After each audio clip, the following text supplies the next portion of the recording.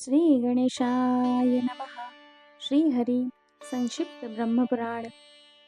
त्वमेव माता च पिता त्वमेव त्वमेव बन्धुश्च सखा त्वमेव त्वमेव विद्या द्रविणं त्वमेव त्वमेव सर्वं मम देव देव त्वमेव सर्वं मम देव देव त्वमेव सर्वं मम वासुदेव। श्री ब्रह्म पुराण भाग 8वां। ययाति पुत्रों के वंश का वर्णन। ब्राह्मण बोले, सूत जी, हम लोग पुरु, ध्रुव्य, अनु, यदु तथा तुवर्सु के वंशों का पृथक पृथक वर्णन सुनना चाहते हैं। लोमहर्षण जी ने कहा, मुनिवरों, आप लोग महात्मा पुरु के वंश का विस्तार पूर्वक वर्णन सुने। मैं क्रमशः सुनाता हूँ। पुरु के पुत्र सुवीर हुए। उनके पुत्र का नाम मनस्यु था। मनस्यु के पुत्र राजा अभयद थे। अभयद के सुधन्वा, सुधन्वा के सुबाहु, सुबाहु के रौद्राश्व तथा रौद्राश्व के दशार्यणु, कृकयणु, कक्षेयु, स्थांडिलेयु, सनंतेयु, रुचेयु, जलेयु, स्थलेयु, धनेयु एवं वनेयु, ये 10 पुत्र हुए। इसी प्रकार भद्रा, शूद्रा, मद्रा, शलदा, मलदा, खलदा, नलदा, सुरसा, गोचपला तथा श्रीरत्नकूटा, ये 10 कन्याएं हुई। अत्रि कुल में उत्पन्न महर्षि प्रभाकर उन सब के पति हुए। उन्होंने भद्रा के गर्भ से परम यशस्वी सोम को पुत्र रूप में उत्पन्न किया। राहु से आहत होकर जब सूर्य आकाश से पृथ्वी पर गिरने लगे और समस्त संसार में अंधकार छा गया, उस समय प्रभाकर ने ही अपनी प्रभा फैलाई। महर्षि ने गिरते हुए सूर्य को तुम्हारा कल्याण हो यह कहकर आशीर्वाद दिया। उनके इस कथन से सूर्य पृथ्वी पर नहीं गिरे। महातपस्वी प्रभाकर ने सब गोत्रों में अत्रि को ही श्रेष्ठ बनाया। अत्रि के यज्ञ में देवताओं ने उनके बल की प्रतिष्ठा की। उन्होंने रौद्राश्व की कन्याओं से 10 पुत्र उत्पन्न किए, जो महान सत्वशाली तथा उग्र तपस्या में तत्पर रहने वाले थे। वे सभी वेदों के पारंगत विद्वान तथा गोत्र प्रवर्तक हुए। स्वर्यस्त्रेय नाम से उनकी ख्याति हुई। कक्षेयु के सभानर, चाक्षुष तथा परमन्यु, ये 3 महारथी पुत्र हुए। सभानर के पुत्र कालानल तथा कालानल के धर्मज्ञ सृजय हुए। सृजय के पुत्र वीर राजा पुरंजय थे। पुरंजय के पुत्र का नाम जन्मेजय हुआ। जन्मेजय के पुत्र महाशाल थे, जो देवताओं में भी विख्यात और इस पृथ्वी पर भी उनका यश फैला था। महाशाल के पुत्र महामना के नाम से विख्यात थे। देवताओं ने भी उनका सत्कार किया था। उन्होंने धर्मज्ञ उशिनर तथा महाबली तितिक्षु, ये 2 पुत्र उत्पन्न किए। उशिनर की 5 पत्नियां थीं, जो राजर्षियों के कुल में उत्पन्न हुई थी। उनके नाम इस प्रकार है: नृगा, कृमि, नवा, दर्वा तथा द्रुषद्वती। उनके उशिनर से 5 पुत्र हुए। नृगा के पुत्र नृग थे। कृमि के गर्भ से कृमि का ही जन्म हुआ था। नवा के नव तथा दर्वा के सुव्रत हुए। द्रुषद्वती के गर्भ से उशिनर कुमार शिबी की उत्पत्ति हुई। शिबी को शिबी देश का राज्य मिला। नृग के अधिकार में योधेय प्रदेश आया। नव को नवराष्ट्र तथा कृमि को कृमिलापुरी का राज्य प्राप्त हुआ। सुव्रत के अधिकार में अम्बष्ठ देश आया। शिबी के विश्वविख्यात 4 पुत्र हुए: वृषदर्भ, सुवीर, केकय, तथा मद्रक उनके समृद्धिशाली जनपद उन्हीं के नाम से प्रसिद्ध हुए। अब महामना के दूसरे पुत्र तितिक्षु की संतानों का वर्णन किया जाता है। तितिक्षु पूर्व दिशा के राजा थे। उनके पुत्र महापराक्रमी उषद्रथ हुए। उषद्रथ के पुत्र फेन, फेन के सुतपा तथा सुतपा के बलि हुए। राजा बलि सोने का तर्कस रखते थे। वे बहुत बड़े योगी थे। उन्होंने इस भूतल पर वंश की वृद्धि करने वाले 5 पुत्र उत्पन्न किए। उनमें सबसे पहले अंग की उत्पत्ति हुई। तत्पश्चात क्रमशः वंग, सूय, पुंड तथा कलिंग पुत्र हुए। ये सब लोग बालेय क्षत्रिय कहलाते हैं। बलि के कुल में बालेय ब्राह्मण भी हुए, जो वंश की वृद्धि करने वाले थे। ब्रह्मा जी ने प्रसन्न होकर बलि को यह वर दिया कि तुम महायोगी होगे, एक कल्प की तुम्हारी आयु होगी, बल में तुम्हारी समानता करने वाला कोई न होगा, तुम धर्म तत्व के ज्ञाता होगे, संग्राम में तुम्हें कोई जीत न सकेगा, धर्म में तुम्हारी प्रधानता होगी, तुम तीनों लोकों की देखभाल करोगे, सर्वत्र श्रेष्ठ माने जाओगे और चारों वर्णों को मर्यादा के भीतर स्थापित करोगे। भगवान ब्रह्मा जी के यो कहने पर बलि को बड़ी शांति मिली। वे दीर्घ काल के बाद मरकर स्वर्ग को गए। उनके 5 पुत्रों के अधिकार में जो जनपद थे, उनके नाम इस प्रकार है: अंग, वंग, सूय, कलिंग और पुंडक। अब अंग की संतान का वर्णन करता हूँ। अंग के पुत्र महाराज दधिवाहन हुए। दधिवाहन के पुत्र राजा दिविरथ, दिविरथ के इंद्रतुल्य पराक्रमी और विद्वान धर्मरथ तथा धर्मरथ के पुत्र चित्ररथ हुए। राजा धर्मरथ जब कालांजर पर्वत पर यज्ञ कर रहे थे, उस समय महात्मा इंद्र ने उनके साथ बैठकर सोमपान किया था। चित्ररथ के पुत्र दशरथ हुए, जो लोमपाद के नाम से विख्यात थे। उन्हीं की पुत्री शांति थी। दशरथ के पुत्र महायशस्वी वीर चतुरंग हुए, जो ऋषभंग मुनि के कृपा से उत्पन्न हुए थे। चतुरंग के पुत्र का नाम पृथुलाक्ष था। पृथुलाक्ष के पुत्र महायशस्वी चंप थे। चंप की राजधानी चंपा थी, जो पहले मालिनी के नाम से प्रसिद्ध थी। चंपा के पुत्र हर्यश्व हुए। हर्यश्व के पुत्र वैभांडिक थे, जिनका वाहन इंद्र का ऐरावती था। उन्होंने मंत्र द्वारा उस उत्तम हाथी को पृथ्वी पर उतारा था। हैर्वश्व के पुत्र राजा भद्ररथ हुए। भद्ररथ के बृहत्कर्मा, बृहत्कर्मा के बृहदर्भ और बृहदर्भ से बृहन्मान की उत्पत्ति हुई थी। महाराज बृहन्मान ने जयद्रथ नामक पुत्र उत्पन्न किया। जयद्रथ के दृढ़रथ, दृढ़रथ के विश्व विजयी जन्मेजय, उनके पुत्र वैकर्ण, वैकर्ण के विकर्ण तथा विकर्ण के 100 पुत्र हुए, जो अंगवश का विस्तार करने वाले थे। ये सब अंगवंशी राजा बतलाए गए, जो सत्यव्रती, महात्मा, पुत्रवान तथा महारथी थे। अब रौद्राश्व कुमार राजा रुचयु के वंश का वर्णन करूंगा। सुनो। रुचयु के पुत्र राजा मतिनार हुए। मतिनार के 3 बड़े धर्मात्मा पुत्र थे, वसुरोध, प्रतिरथ और सुबाहु। ये सभी वेदवेत्ता तथा सत्यवादी थे। मतिनार की एक कन्या भी थी, जिसका नाम इला था। वह ब्रह्मवादिनी थी। उसका विवाह तंसु से हुआ। तंसु के पुत्र राजर्षि धर्मनेत्र हुए। इनकी स्त्री उपदानवी थी। उपदानवी से उन्होंने 4 पुत्र उत्पन्न किए: दुष्यंत, सुमंत, प्रवीर और अनघ। दुष्यंत के पुत्र महापराक्रमी भरत हुए, जो सर्वदमन के नाम से विख्यात थे। उनमें 10,000 हाथियों का बल था। वे शकुंतला के गर्भ से उत्पन्न चक्रवर्ती राजा थे।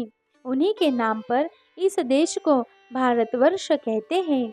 अंगिरानंदन बृहस्पति जी के पुत्र महामुनि भरद्वाज ने भरत से पुत्रोत्पत्ति के लिए बड़े बड़े यज्ञों का अनुष्ठान कराया। इससे पहले पुत्र जन्म का सारा प्रयास व्यर्थ हो चुका था। अतः भरद्वाज के प्रयत्न से जो पुत्र उत्पन्न हुआ उसका नाम वितथ हुआ। वितथ के जन्म के बाद राजा भरत स्वर्गवासी हो गए। तब भरद्वाज जी वितथ को राज्य पर अभिषिक्त करके वन में चले गए।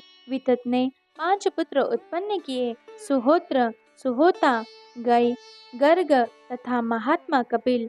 सुहोत्र के 2 पुत्र थे, महासत्यवादी काशिक तथा राजा गृहस्मति।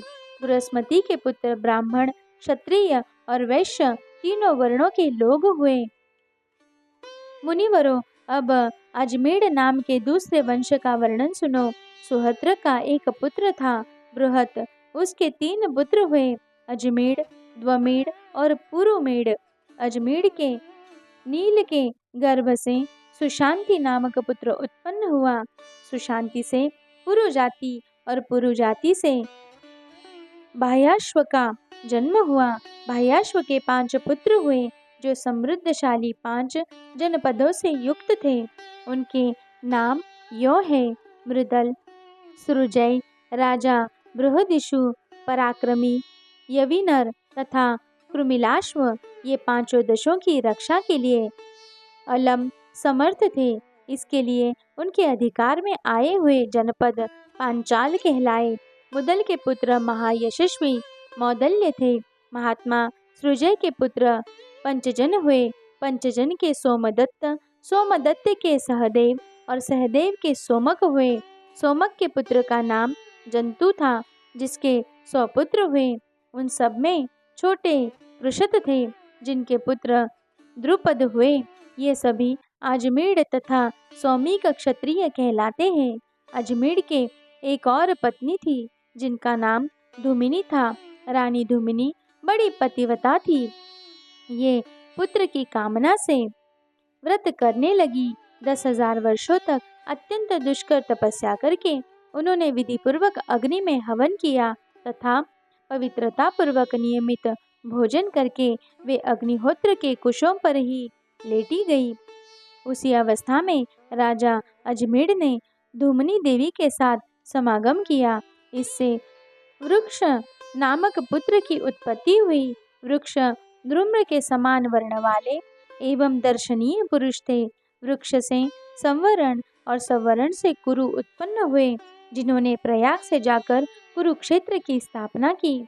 वह बड़ा ही पवित्र एवं रमणीय क्षेत्र है। कितने ही पुण्यात्मा पुरुष उसका सेवन करते हैं। कुरु का महान वंश उन्हीं के नाम पर कौरव कहलाया। कुरु के 4 पुत्र हुए, सुधन्वा, सुधनु, परीक्षित और अरिमेजय। परीक्षित के पुत्र जन्मेजय, श्रुतिसेन, अग्रसेन और भीमसेन हुए। ये सभी बलशाली और पराक्रमी थे। जन्मेजय के पुत्र सुरथ हुए। सुरथ के विदुरथ, विदुरथ के महारथी वृक्ष हुए। ये दूसरे वृक्ष थे। इस सोमवंश में 2 वृक्ष, 2 ही परीक्षित, 3 भीमसेन तथा 2 जन्मेजय नाम के राजा हुए। द्वितीय वृक्ष के पुत्र भीमसेन थे। भीमसेन से प्रतीप और प्रतीप से शांतनु, देवापी तथा बाह्यिक, ये 3 महारथी पुत्र हुए। अब राजर्षि बाह्यिक के वंश का वृत्तांत सुनो। बाह्यिक के पुत्र महायशस्वी सोमदत्त थे। सोमदत्त से भूरि, भूरिश्रवा और शल, ये 3 पुत्र हुए। देवापी देवताओं के उपाध्याय और मुनि हुए। शांतनु कौरव वंश का भार वहन करने वाले राजा हुए। अब मैं शांतनु के त्रिभुवन विख्यात वंश का वर्णन करूंगा। शांतनु ने गंगा के गर्भ से देवव्रत नामक पुत्र उत्पन्न किया। देवव्रत ही भीष्म नाम से विख्यात पांडवों के पितामह थे। तत्पश्चात शांतनु की काली नाम वाली पत्नी के विचित्र वीर्य नामक पुत्र उत्पन्न किया, जो पिता का प्यारा तथा धर्मात्मा था। विचित्र वीर्य की स्त्रियों से श्री कृष्ण दैत्यन्य ने धृतराष्ट्र, पांडु तथा विदुर को जन्म दिया। धृतराष्ट्र ने गांधारी के गर्भ से 100 पुत्र उत्पन्न किए। उन सब में दुर्योधन ज्येष्ठ था। पांडु के पुत्र अर्जुन हुए। अर्जुन से सुभद्रा कुमार अभिमन्यु की उत्पत्ति हुई। अभिमन्यु से परीक्षित और परीक्षित से जन्मेजय का जन्म हुआ। जन्मेजय का काश्या नाम की पत्नी से चंद्रापीड़ तथा सूर्यापीड़ नामक ये 2 पुत्र हुए। उनमें सूर्यापीड़ मोक्ष धर्म के ज्ञाता थे। चंद्रापीड़ के महान धनुर्धर 100 पुत्र थे। ये सब इस पृथ्वी पर जन्मेजय क्षत्रिय के नाम से प्रसिद्ध हुए। उन 100 पुत्रों में सबसे बड़ा सत्यकर्ण था, जो हस्तिनापुर में रहा करता था। महाबाहु सत्यकर्ण प्रचुर दक्षिणा देने वाले थे। सत्यकर्ण के पुत्र प्रतापी श्वेतकर्ण हुए। वे पुत्र न होने के कारण तपोवन में चले गए। वहां सुचारु की पुत्री मालिनी, जो यदुकुल में उत्पन्न हुई थी, वन में आई थी। उसने श्वेतकर्ण से गर्भ धारण किया। उस गर्भ के स्थापित हो जाने पर राजा श्वेतकर्ण पहले के किए हुए संकल्प के अनुसार महाप्रस्थान को चले। अपने प्रियतम को जाते देख मालिनी भी उनके पीछे लग गई। मार्ग में उसने एक सुकुमार शिशु को जन्म दिया, किंतु उसको भी छोड़कर वह प्रतिवता पति के पीछे चल पड़ी। नवजात शिशु पर्वत की घाटी पर रो रहा था। तब उस पर कृपा करने के लिए आकाश में मेघ प्रकट हो गए। श्रविष्ठा के 2 पुत्र थे, पैपल्लादी और कौशिक। ये दोनों उस शिशु को देख दया से द्रवीभूत हो गए।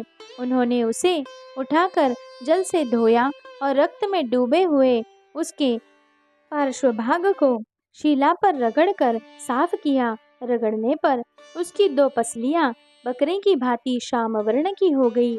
इसलिए उन दोनों ने उस बालक का नाम अजरपाश्व रख दिया। उसे रेमक की शालों में 2 ब्राह्मणों ने पाल पोस कर बड़ा किया। रेमक की पत्नी ने अपना पुत्र बनाने के लिए उसे गोद ले लिया। तब से वह रेमकी का पुत्र माना जाने लगा। दोनों ब्राह्मण उसके सचिव हुए। उन सबके पुत्र और पौत्र एक ही समय में समान आयु वाले हुए। यह महात्मा पांडवों का पौरव वंश बतलाया गया।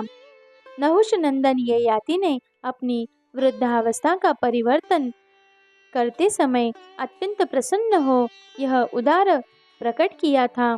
संभव है यह पृथ्वी, चंद्रमा, सूर्य और ग्रहों के प्रकाश से रहित हो जाए, किंतु पौरव वंश से सुनी यह कभी नहीं होगी। इस प्रकार मैंने राजा पुरु के विख्यात वंश का वर्णन किया। अब तुवर्सु, ध्रुय, अनु और यदु के वंश का वर्णन करूंगा। तुवर्सु के पुत्र वन्नी, वन्नी के गोभानु, गोभानु के राजा त्रेशानु, त्रेशानु के करंधम तथा करंधम के मरुत हुए। अविक्षित नंदन राजा मरुत इस मरुत से भिन्न है। करंधम कुमार मरुत के कोई पुत्र नहीं था। उन्होंने बहुत दक्षिणा देकर यज्ञ किया। उनमें उन्होंने दक्षिणा के रूप में महानता संवर्धक को अपनी सयंता नाम की कन्या दे दी। तत्पश्चात उन्होंने पुरवंशी दुष्यंत को गोद ले लिया। इस प्रकार ययाति के शापवश जब तुवर्सु का वंश नहीं चला, तब उसमें पौरव वंश का प्रवेश हुआ। दुष्यंत के पुत्र राजा करुरोम हुए। करुरोम से अहिदक की उत्पत्ति हुई। अहिदक के 4 पुत्र हुए, पांड्य, केरल, कोल तथा चोल। द्रुह के पुत्र बब्रु सेतु, बब्रु सेतु के अंडार सेतु और अंडार सेतु के मरुपति हुए, जो युद्ध में युवनाश्व कुमार मादांता के हाथ से मारे गए। अंगार सेतु के पुत्र राजा गांधार हुए, जिनके नाम पर गांधार प्रदेश विख्यात है। गांधार देश के घोड़े सब घोड़ों से अच्छे होते हैं। उनके पुत्र धर्म, धर्म के द्यूत, द्यूत के वनदुह, वनदुह के प्रचेता और प्रचेता के सुचेता हुए। ये अनु के वंशज बतलाए गए। यदु के 5 पुत्र हुए, जो देव कुमारों के समान सुंदर थे। उनके नाम है सहस्रास्द, पयोद, क्रोष्टु, नील और अज्जिक सहस्त्रार्ध के 3 परम धर्मात्मा पुत्र हुए, हैहय, है तथा वेणु है। हैहय का पुत्र धर्मनेत्र हुआ। धर्मनेत्र के कार्त और कार्त के सायज्य नामक पुत्र हुए। सायज्य ने साहजनी नाम की नगरी बसाई। सायज्य का दूसरा नाम महिषमान भी था। उनके पुत्र प्रतापी भद्रशेन थे। भद्रशेन के दुर्दम और दुर्दम के कनक हुए। कनक के 4 पुत्र जो संपूर्ण विश्व में विख्यात थे। उनके नाम इस प्रकार है: कृतवीर्य, कृतौजा, कृतधन्वा तथा कृताग्नि।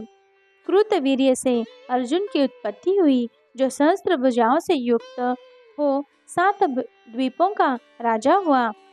उसने अकेले ही सूर्य के समान तेजस्वी रथ द्वारा संपूर्ण पृथ्वी को जीत लिया था।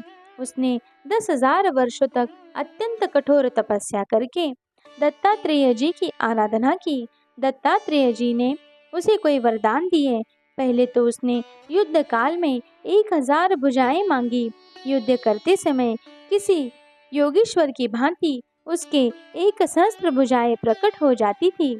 उसने द्वीप, समुद्र और नगरों सहित संपूर्ण पृथ्वी को कठोरता पूर्वक जीता तथा 7 द्वीपों में 700 यज्ञ किए। उन सभी यज्ञों में 1-1 लाख की दक्षिणा दी गई थी। सब में सोने के यूप गड़े थे। सोने की ही वेदियां बनी थी। वहां दिव्य वस्त्राभूषणों से अलंकृत देवताओं तथा गंधर्वों के साथ महर्षिगण भी विमान पर बैठकर सुशोभित होते थे। कार्तवीर्य के यज्ञ में नारद नामक गंधर्व ने इस गाथा का गान किया। अन्य राजा लोग यज्ञ, दान, तपस्या, पराक्रम और शास्त्र ज्ञान में कार्तवीर्य अर्जुन की स्थिति को नहीं पहुंच सकते। वह योगी था, इसीलिए 7 द्वीपों में ढाल, तलवार, धनुष बाण और रथ लिए चारों दिशाओं और विचरता दिखाई देता था। धर्मपूर्वक प्रजा की रक्षा करने वाले महाराज कार्तवीर्य के प्रभाव से किसी का धन नष्ट नहीं होता था, किसी को रोग नहीं सताता था तथा कोई भ्रम में नहीं पड़ता था। ये सब प्रकार के रत्नों से संपन्न चक्रवर्ती सम्राट थे। वे ही पशुओं तथा खेतों के भी रक्षक थे और वे ही योगी होने के कारण वर्षा करते हुए मेघ बन जाते थे। जैसे शरद ऋतु में भगवान भास्कर अपनी सहस्त्र किरणों से शोभायमान होते हैं, उसी प्रकार राजा कार्तवीर्य अर्जुन अपनी सहस्त्र भुजाओं से शोभा पाते थे। उन्होंने करकोटक नाग के पुत्रों को जीतकर उन्हें अपनी नगरी महिष्मतीपुरी में मनुष्य के साथ बसाया था। वे वर्षा काल में समुद्र में जल क्रीड़ा करते समय अपनी भुजाओं से रोककर उसकी जलराशि वेग को पीछे की ओर लौटा देते थे। उनकी राजधानी को घेरकर बहने वाली नर्मदा नदी में जब वे जल क्रीड़ा करते समय लौटते थे, उस समय वह नदी अपने सहस्त्रों चंचल लहरों के साथ डरती डरती उनके पास आती थी। महासागर में जब वे अपनी सहस्त्र भुजाएं पटकते थे, उस समय पाताल निवासी महादैत्य निश्चेष्ट होकर भय से छिप जाते थे। ऊंची उठती हुई उत्ताल तरंगे विचूर्णित हो जाती थी। बड़े बड़े मीन और तिमी आदि जल जंतु छटपटाते लगते थे। सागर के जल में फेन जम जाता था। समुद्र बड़ी बड़ी भंवरों के कारण क्षुब्ध दिखाई देता था। देवताओं और असुरों के डाले हुए मंदराचल पर्वत से क्षीर समुद्र की जो दशा हुई थी, वही दशा वे अपने सहस्त्र बाहों से महासागर की कर देते थे। उस समय मंदराचल के द्वारा समुद्र मंथन की बात सोचकर चकित और अमृतोत्पत्ति से आशंकित हुए बड़े बड़े नाग सहसा ऊपर उछलते देखते और भयंकर कार्तवीर्य नरेश पर दृष्टि पड़ते ही मस्तक झुकाकर निचेष्ट पड़ जाते थे।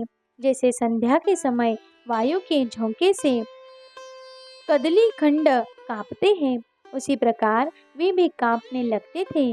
राजा कार्तवीर्य ने अभिमान से भरे हुए लंकापति रावण को अपने 5 ही बाणों से सेनापति सहित मूर्छित करके धनुष्य की प्रत्यंचा से बांध लिया।